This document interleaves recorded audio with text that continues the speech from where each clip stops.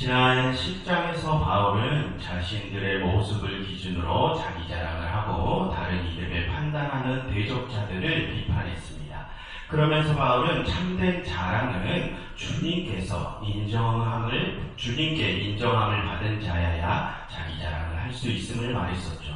그런데 우리는 마지막 때에 가서야 주님께 우리의 신앙을 인정받을 수 있다고 했습니다. 그러니 바울은 그때까지는 자신을 자랑하지 말라고 했습니다. 그것이 지난 10장에서 바울이 했던 말입니다.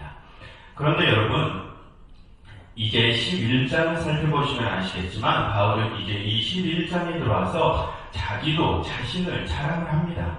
지난 10장에서 그렇게 자기 자랑은 좋지 않은 것이라고 말을 했으면서 이제 자신도 자랑을 좀 하겠답니다. 그런데 바울이 자기 자랑을 시작하면서 어떤 말을 하는가 보니 1절을 한번 보십시오. 원하건대 너희는 나의 어리석은 것을 좀 용납하라 라고 합니다. 무슨 뜻입니까? 자신이 이제 어리석은 짓을 하겠다는 것입니다. 근데 그 어리석은 짓이 무엇이라는 말입니까? 이제부터 자기가 자기 자신을 자랑하는 것이 어리석은 짓이라는 것입니다. 그리고 또 바울은 자신이 이제 그런 바보 같은 자기 자랑을 하더라도 잠시 자신을 용납해 주라고 합니다. 여러분, 이것은 또 무슨 말일까요? 여러분, 잠깐 4절을 보시면 바울은 지금 고린도 교인들이 대적자들이 전하는 다른 예수, 다른 영, 다른 복음들을 용납했다고 하죠. 즉 고린도 교인들이 거짓 복음을 전하며 자기 자랑을 하는 대적자들을 받아들였음을 말하는 것입니다. 그러니 너희가 자기 자랑을 하는 대적자들을 받아들였던 것처럼 이제는 어리석은 자랑을 하는 바울 자신도 좀 받아들여 주라는 것입니다. 그렇게 바울은 고린도 교인들에게 올바른 길을 가르치기 위해 자신의 말에도 좀 귀 기울여 달라고 관심을 끌면서 이제 말을 시작합니다. 그리고 여러분, 이제 2절을 보시면 바울은 내가 하나님의 열심으로 너희를 위하여 열심을 내노니 내가 너희를 정결한 처녀로 한 남편이 그리스도께 드리려고 중매함이로다 라고 합니다. 여러분, 여기서 바울이 말하는 열심이라는 단어는 원래 헬라어로 질투라는 단어입니다. 그래서 이 부분을 원어적으로 다시 번역을 하면 하나님이 질투하시는 것처럼 나도 너에게 질투를 좀 내겠다 이러는 것입니다. 여러분, 성경에서는 하나님을 질투하시는 하나님이라고 표현할 때가 많이 있죠. 그럼 여러분, 질투라는 것은 원래 어떤 사이에 하는 것이 질투입니까? 연인 사이나 부부 사이에 하는 것이 질투죠. 그럼 하나님께서 우리에 대하여 질투하시는 하나님이라는 것은 무슨 뜻이냐니까? 하나님께서는 우리를 연인 또는 부부 사이로 생각을 한다는 것입니다. 그처럼 우리는 하나님과 한 몸과 같은 존재라는 것입니다. 그럼 여러분, 우리에 대한 하나님의 질투가 일반적으로 우리에 대한 하나님의 질투가 일반적으로 우리가 우리끼리 하는, 사람들끼리 하는 그 질투와 같은 질투입니까? 여러분, 우리는 질투 때문에 싸우기도 하고 안 좋은 상황을 만들기도 하죠. 그런데 하나님께서는 그렇지 않으시죠. 하나님께서는 우리에 대하여 질투하시지만 우리와 싸움을 하시거나 안 좋은 사고를 내시거나 그렇지 않으십니다. 그럼 하나님께서 우리에 대하여 질투하신다는 것은 어떤 의미일까요? 여러분, 왜 연인 사이나 부부 사이에 질투를 합니까? 상대방에 대한 관심이 지극히 많기 때문이죠. 그래서 상대방도 역시 자신에게만 관심을 쏟아주기를 바라는 것이 질투 아닙니까? 즉 하나님께서는 우리가 다른 곳이 아니라 당신께로만 관심을 돌려주기를 바라는 것입니다.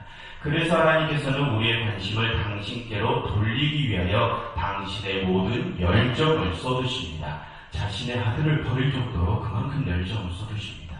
그러니 하나님은 질투하신 하나님이라는 말은 하나님은 우리에게 열심히 지극하신 하나님이시라는 뜻입니다. 그래서 우리 한글 성경은 이 부분을 하나님의 열심이라고 의역을 한 것입니다.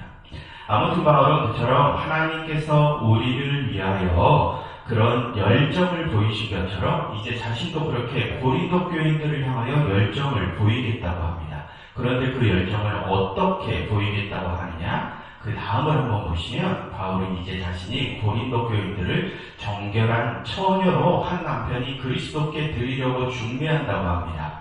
바울은 자신이 고린도 교인들과 그리스도를 결혼시키기 위한 중매자로서 열심을 내겠다는 것이죠. 그런데 여러분, 여기서 바울은 고린도 교인들을 정결한 처녀로서 그리스도에게 드리려 한다라는 성적인 표현을 사용합니다. 여러분, 아가서에서도 그렇고 성경의 여러 곳에서는 하나님과 우리의 관계를 표현할 때 이와 같은 성적인 용어를 사용할 때가 많습니다. 그래서 우리는 왜 이렇게 경건한 성경에 그런 성적인 용어가 쓰였나 의아해하기도 합니다. 하지만 여러분, 성경에서 그런 성적인 용어를 쓰는 이유는 하나님과 우리 사이가 그만큼 친밀한 사이임을 드러내고자 하기 때문에 쓰는 것입니다. 여러분, 성경에서는 몸을 부대끼는 성적인 행위가 어떤 사이에서만 가능하다고 합니까? 부부 사이에서만 가능하다고 합니다. 그런데 또 성경에서는 그런 부부 사이는 기본적으로 떼어낼 수 없는 사이라고 말을 하죠. 즉, 성경에서는 그렇게 떼어낼 수 없으면서 오직 몸을 부대낄 수 있는, 그래서 서로에 대하여 깊은 것까지 모두 다 공유할 수 있는 사이를 부부 사이라고 성경은 정의를 합니다. 그래서 성경에서는 그렇게 하나님과 우리가 한 몸과 같은 존재임을 드러내기 위해서 성적인 용어를 사용하는 것입니다.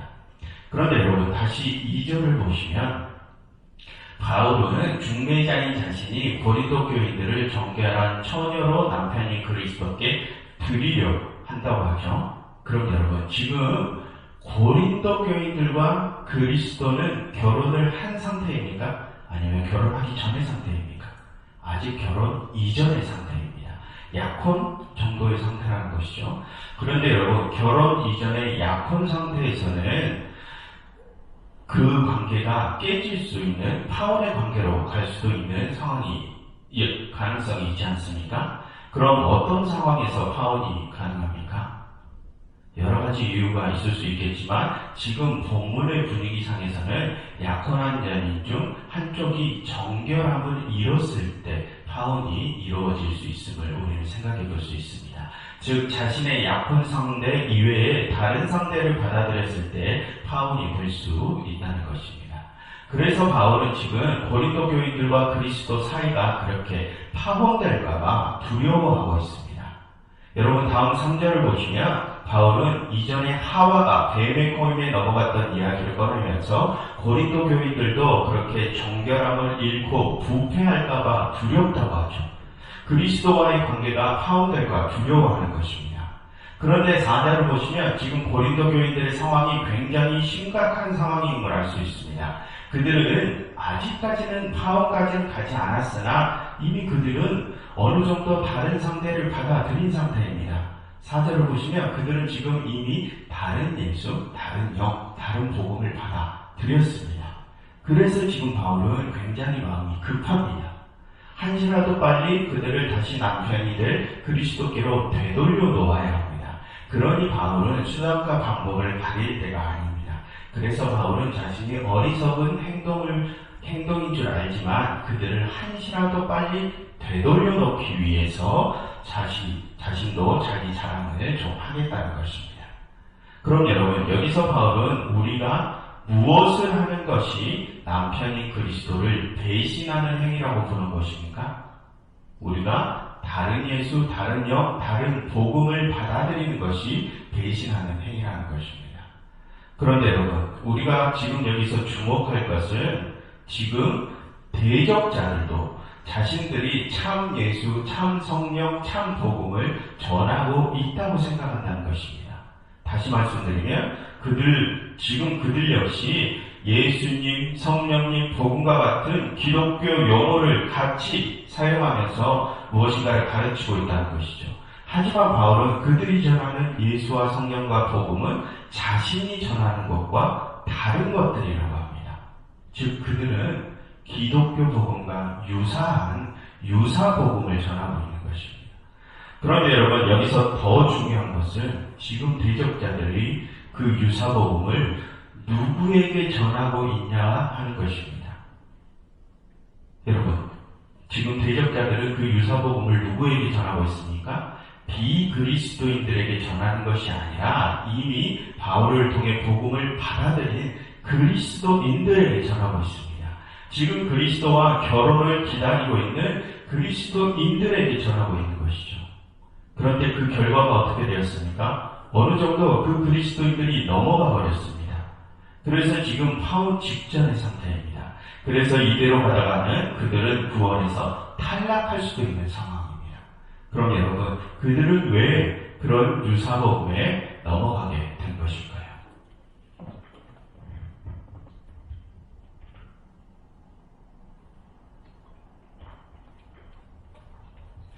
여러분, 다음 5절과 6절을 보시면 그 힌트가 나옵니다. 먼저 5절을 보시면 바울은 나는 지극히 크다는 사도들보다 부족한 것이 조금도 없다라고 하죠.